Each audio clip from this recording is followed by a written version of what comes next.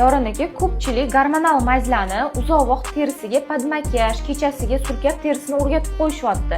Ya'ni Celistaderm, Sinaflan, Elacon, Clavate mayzlarini uzoq vaqt ishlatishyapti. Shularga qanaqa tavsiya berasiz? Demak, gormonal preparatlar yuz uchun juda ko'pchiligi mumkin emas.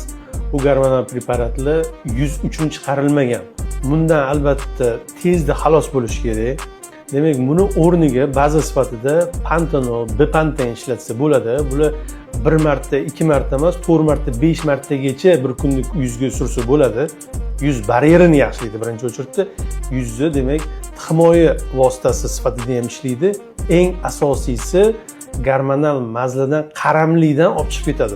Gormonal mazga yuz qaram bo'lib qoladi, как narkotik sifatida so'raydigan bo'lib qoladi.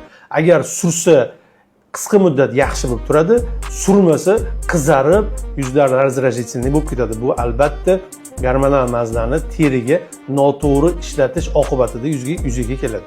Iloji boricha gormonal mayzlardan juda ham ehtiyot bo'ling. Buni ishlatganlar juda ham yaxshi bilishadi. Keyinchalik juda ham ayanchli holatlarga olib kelishi mumkin. Foydali ma'lumotlar uchun sahifamizga obuna bo'ling.